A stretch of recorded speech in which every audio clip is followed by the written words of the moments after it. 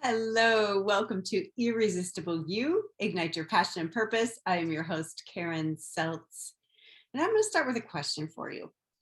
Have you ever had the experience of having a bunch of voices in your head like, you're not good enough. Who the heck do you think you are to want that or to think that you could do that? Or you're not enough. You need to know more before you can start.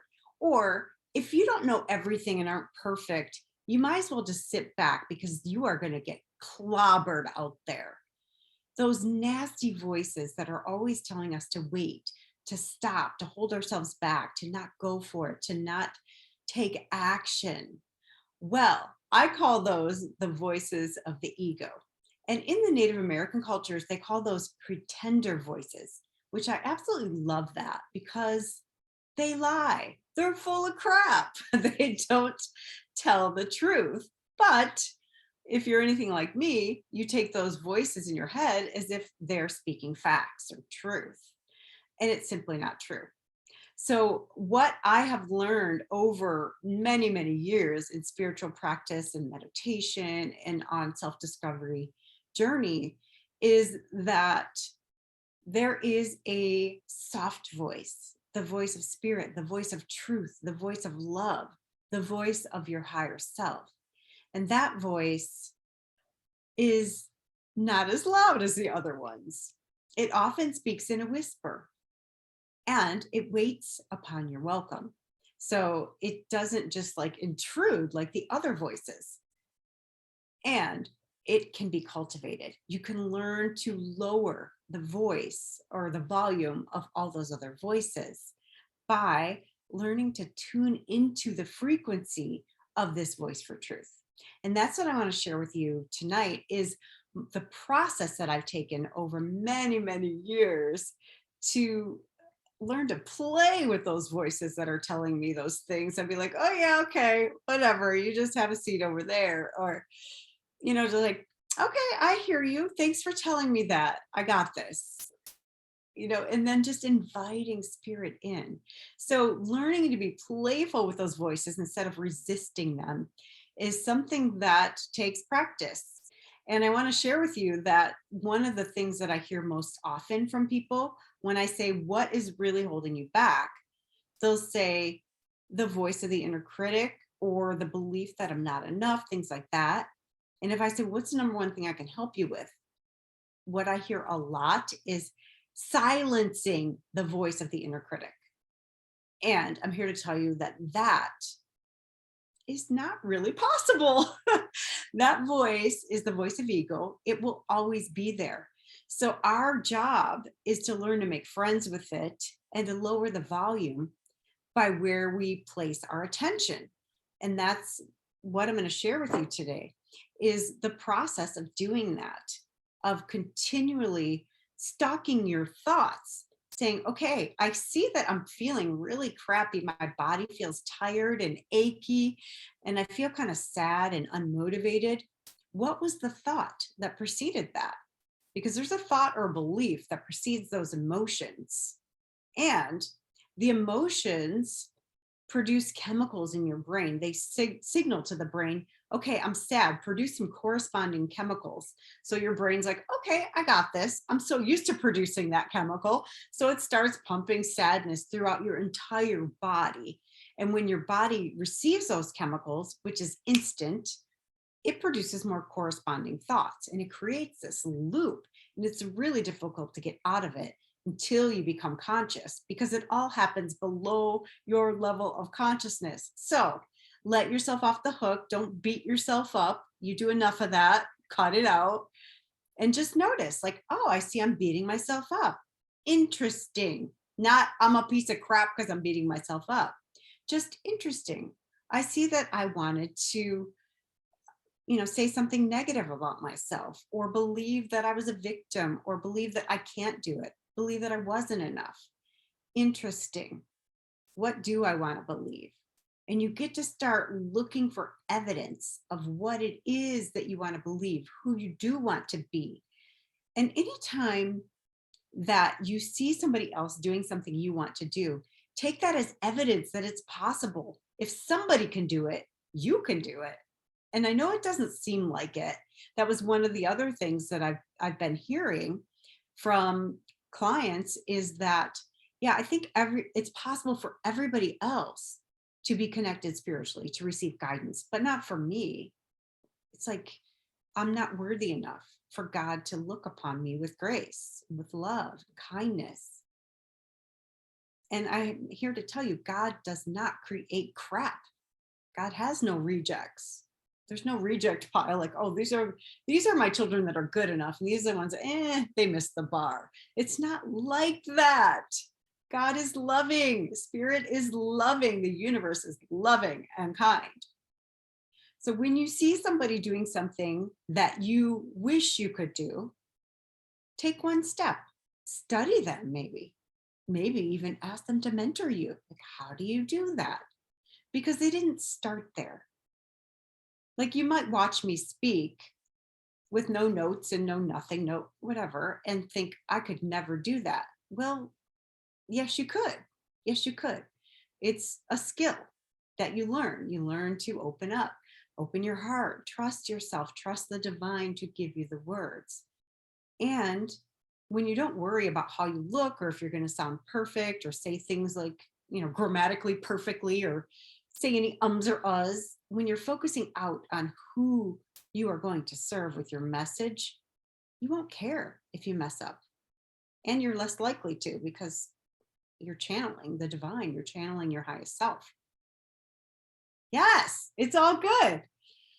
You might look at me speaking and say, oh my gosh, she sucks. You might. That's all right. I'm okay with that. I am over the perfection thing. I'm so over it. I spent the first 40 something years of my life playing that game. It didn't really get me very far. So let's talk about listening to the voice of truth, tuning into the frequency of love. How do you do that? For me, it all started with this one simple meditation. It's called, I can't remember what it's called. I think it's called like God's breath or something like that. Don't quote me. It's from the Way of Mastery. And it goes like this. Every time you inhale in your head, you say, I accept. And as you exhale, the love of God or the love of Buddha, the love of Kuan Yin, it doesn't matter. The love of the universe. So I accept the love of God. And you do that for only 5 minutes. Do you have 5 minutes in your day to improve your worthiness and your connection to God? Yeah, I think we all do. Time is another one I'm going to cover one of these days. But 5 minutes can shift you. It doesn't have to take 5 minutes, but I recommend you do the whole 5 minutes, set a timer. When I got it, I mean, it took many times of me doing this consistently every single day before I got, oh my gosh, I don't have to earn love. I am lovable to God no matter what. God loves me, and I simply have to accept the love that's always been there. What?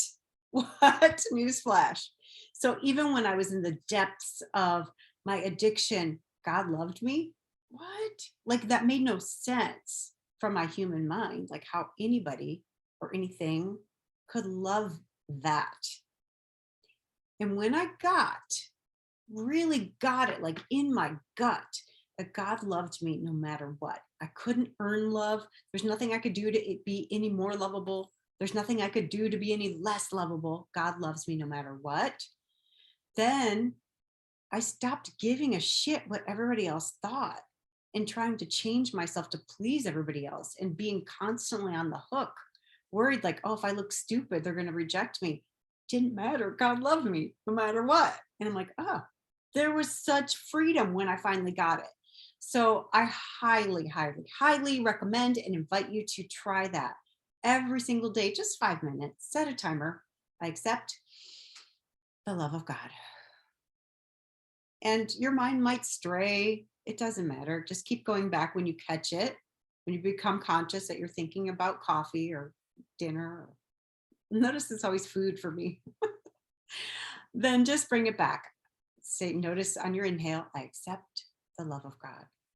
And see what comes up for you. It's very fascinating what comes up.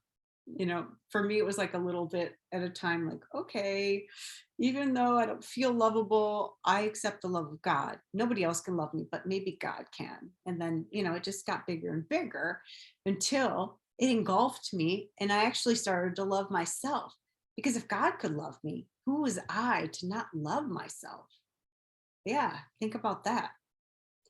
So, the other practice, the other part of this, there's a big component of the other voices. Okay, what do you do with them when your head is full of all this noise, like na na na na na na na na? It's good to get it out.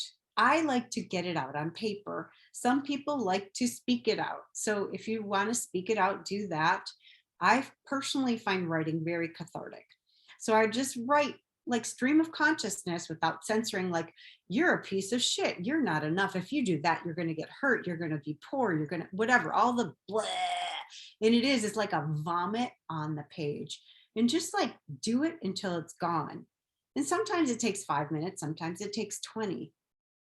But 20 is nothing compared to all day and all night. Really, really, wouldn't you rather spend 20 minutes just get it all out than have it constantly in your ear all day long? So you're giving it a platform. You are not resisting it. What you resist persists. When you resist those negative voices that are in your head, the limiting beliefs, they will be in your face loud, and they will be finding you evidence all day long that you are not enough. You'll be looking for it because you're resisting it. So there's a lot to be said for just accepting what is, giving it a voice, giving it a platform, write it down. And when there's an opening, then and only then will you be able to hear the voice of truth, the voice of God, the voice of spirit, the voice of your higher self, the voice of love. When you have that opening, drop into your heart and really just like feel your heart, breathe through your heart. Let's do this. Let's do a quick meditation. So I invite you to close your eyes. And just, if you want to, you can place your hand, your left hand on your heart, or both hands on your heart. If you're seated, place both feet on the floor. And just breathe in through the heart. And then exhale out with a sigh. Breathe in through the heart. Picture the air going right into your heart, expanding it.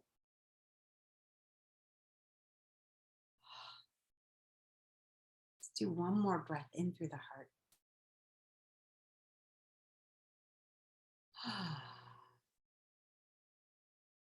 Now, I want you to visualize your heart glowing a certain color. Maybe it's neon pink, maybe it's blue, maybe it's red. Whatever color it is, just trust that that's the perfect color for you. And now envision an illuminated cord coming from your heart and reaching to the heart of the divine. That cord can be any color. And picture it going all the way to the heart of God. What color is God's heart? That cord is connected to the heart of the divine at all times. And feel the love pumping and being exchanged between you. Breathe it in and allow every cell of your body to relax, knowing that you are loved and you don't need to do a thing to earn it. It's always there for you. And allow that love to wrap you up like a warm blanket. Feel the energy circling from your feet, around your calves, around your knees, your thighs, your hips and buttocks, your abdomen, stomach, chest, heart, up to your arms and shoulders, around your throat, encircling your face, your head, all the way up till you are surrounded with divine love. Breathe that in and allow that to relax your entire body. And now on your next inhale, repeat silently or out loud, just trust yourself. I accept. And on the exhale, the love of God.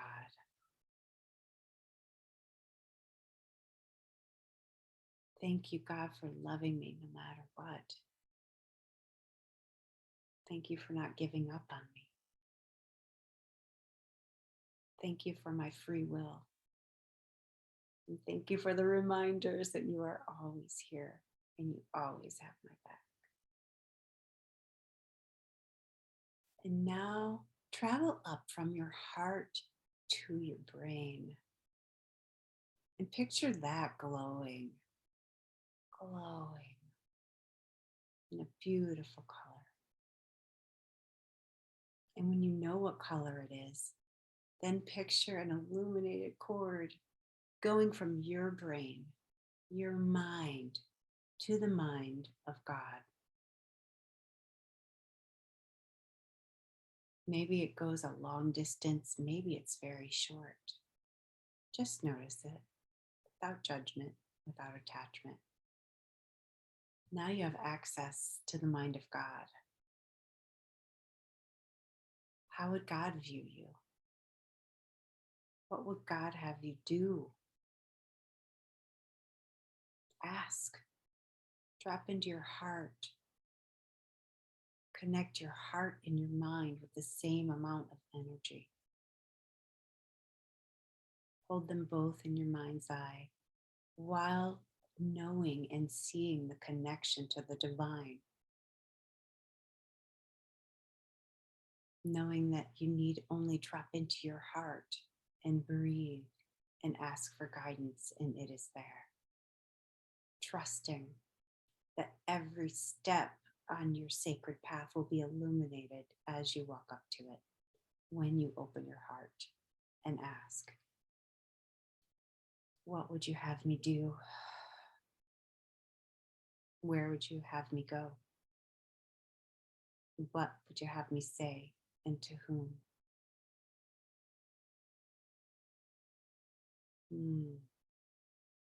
Knowing that that is always available to you, I invite you to anchor that into your body. How will you remember this feeling? How will you remember this when the voices are loud inside your head? Maybe it's a simple touching your thumb and forefinger together.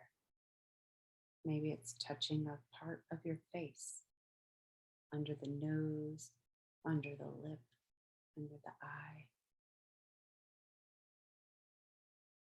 Find an anchor that will remind you that you are always connected to the divine through your heart and through your mind. Thank you, God. Thank you, divine.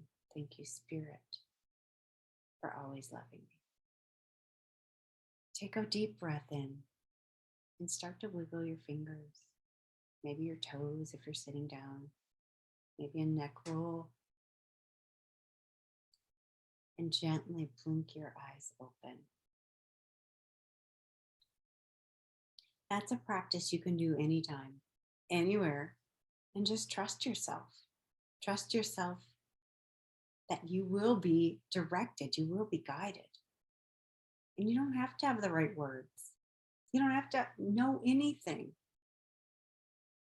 Just be open and practice every single day opening your heart to divine love, because it's always there. So one way that's really helpful is to picture a person or a pet, dead or alive, that's really easy to love. And just picture that person or that pet and feel how much love you have for them. And then take their heart and mentally put it into your heart, giving them all that love and then take your heart and put it into their heart. So it's the same as having that illuminated cord, and know that you're always connected and you can always connect to that love. So when you're feeling like you're judging yourself or somebody else, connect to that love that's easy to get to. And that will help you open your heart quickly.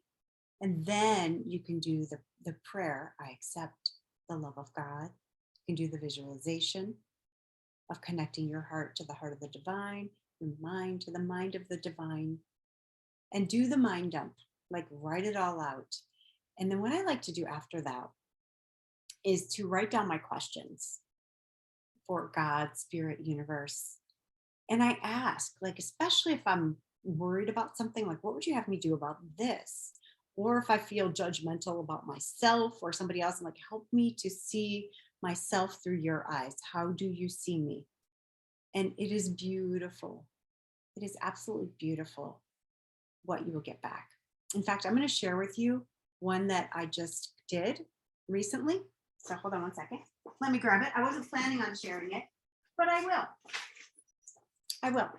So I was at a retreat and the facilitator said, I want you to write a letter to your child from somebody who loved you when you were little.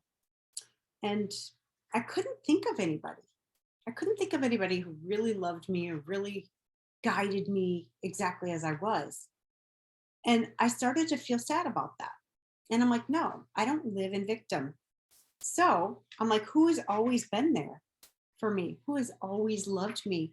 Always, always, always. Well, so I wrote it from the perspective of Jesus, or Yeshua, as I like to call him. And here's how it goes. And I invite you to do this, like write a letter from like somebody who really saw you when you were little and saw the gifts in you, or from God. Dear Karen, from the moment that spark of life formed, that was you. Your brothers and sisters in heaven rejoiced. We were so happy you chose this incarnation. We knew your road would be a difficult and long one, that you would toil for your lessons. We all had faith that you were the one to do it. You were the one sent forth to heal the souls of humanity, to lift them up, to reflect back to them the truth of who they are. You got to overcome so much so your heart would grow with compassion and love, so you would be slow to judge and quick to love. Every step you took led you closer to me, to you, to the divinity within you. Every breath you took was breathing as God herself. You have come to uplift and heal the world. I see your light because I am your light. We are one, my sister. Be all of who you are unapologetically. Follow the energy of desire, play in thinking substance, and create the life of beauty and abundance we all see for you. Think of it like those fancy virtual worlds where you can create whatever you conceive of in an instant. Start dreaming in your new life. It is available now. It simply awaits your welcome. All things are at your command. Direct them to come into the forms and experiences that you desire. You are indeed here to show the world who they are and what is possible when they create as the divine. Sickness and disease will be instantly eradicated when the collective consciousness is on wholeness and health. The same with poverty, war, violence, and separation. See a world of love, peace, and cooperation. Emergence. Everybody leads. You demonstrate this with ease and grace. No more struggle, no more control, just ease. Effortless, playful creation. Extend love to everyone, everywhere, radiating the divine love that you are. It's already here within you, and we live in a holistic universe. What's inside you is inside of everyone. They will recognize you when you speak. You are not a stranger. They will be looking in the mirror and perhaps seeing themselves for the very first time. I love you always, Yeshua. So that is a culmination of this practice. I didn't get that right away. And anytime I was afraid I wouldn't hear the voice of spirit, I didn't hear it. I blocked it. I did not accept the love of God. So know that when your heart is open, you can receive communication like this. And there is no shoulds, there's no shame, there's no blame, there's no ought tos, no have tos.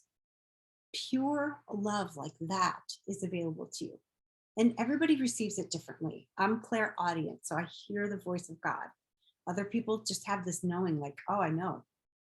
Other people have visions, which is super cool. I'm working on that. I get some, but I mostly am clairaudient. So just work with what you have and make it your intention to connect every single day to the divine. And now I say, like, I would never miss a date with the divine, where it's just me and God in communion, breathing in that sacred love. Like, there's nothing like it. It is kind of like a drug, really. And it's the best one out there. And it's free and it doesn't have any side effects. So if there's anything to be addicted to, I guess God's love would be a good thing. Because then when I feel it, I emanate it. I mean, everybody can feel it. When I feel loved, I have so much to give. I have so much love that's like, it's radiating out. And I want that for you, because when you can love others that way, you can love yourself that way, and you can create the impact that you are here to create. And that is what I'm working with now. I am here to help spiritual seekers to stop seeking and start recognizing the divine within, so they can live their purpose and create the movements, the impact that they were here to create. So if that's you, go to my website and download my free gift. Right now, it's a guide. It's 20 ways to stop seeking and start living your purpose. Thank you so much for tuning in. I'm so grateful for you, and I love you. Have a beautiful week. Mwah.